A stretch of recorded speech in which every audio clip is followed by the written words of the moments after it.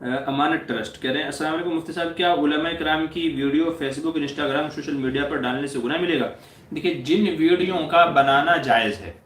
اب جیسے یہ میرا لائیو سوال جواب پروگرام ہے تو ظاہر ہے آپ کے فائدے کے لیے، میرے نفع کے لیے، جو لوگ بعد میں سنیں گے ان کے نفع کے لیے، تو امت کے نفع کے لیے ہے۔ تو جب یہ پروگرام میرے لیے بنانا جائز ہے ضرورت کی وجہ سے، تو آپ کا اس کو دوسرے سوشل پلیٹ فارم پہ شیئر کرنا اور اپلوڈ کرنا بھی جائز ہے،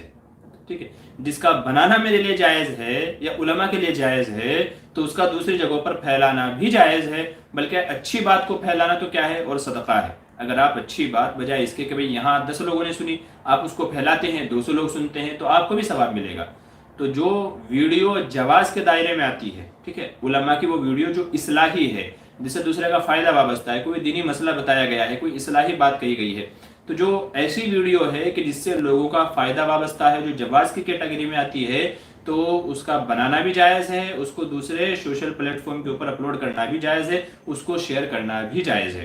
ہاں وہ ویڈیو کی جو جواز کی کیٹیگری میں نہیں آتی، جیسے گانے ہیں، کامیڈی ہے، پرینکس ہیں، دوسری اس طرح کی بہت ساری ویڈیوز ہیں کہ جن کا بنانا ہی جائز نہیں ہے، علماء نے اجازت ہی نہیں دی ہے چونکہ ان کی ضرورت ہی نہیں ہے، تو ظاہر ہے پھر ان کو اپلوڈ کرنا، سب کچھ کرنا سب ناجائز کہلائے گا، پھر آپ غلطی میں ان کا ساتھ دینے والے کہے جائیں گے۔ قرآن کریم میں ہے تعاونوا علی البر والتقوی، کہ نیکی کے کام پر ایک دوسرے کی معاونت کرو، مدد کرو، ولا تعاونوا علی الاسم والعدوان، گناہ کے کاموں پر مدد نہیں کرنی ہے۔ تو یہاں اچھی بات دوسروں تک پھیلا رہے ہیں، آپ پہنچا رہے ہیں، تو یہ نیکی پر مدد کرنا ہے، اور آپ غلط ویڈیو پھیلا رہے ہیں تو یہ برائی پر مدد کرنا ہے۔ تو اس لیے اچھی جو علماء کی ویڈیو ہیں، اصلاحی مسائل والی جو ویڈیو ہیں، تو ان کو اپلوڈ کیا جا سکتا ہے، دوسری جگہوں تک پھیلایا جا سکتا ہے، اب وہ چاہے انسٹاگرام ہو، فیس بک ہو، ٹویٹر ہو، کوئی بھی پلیٹ فارم ہو۔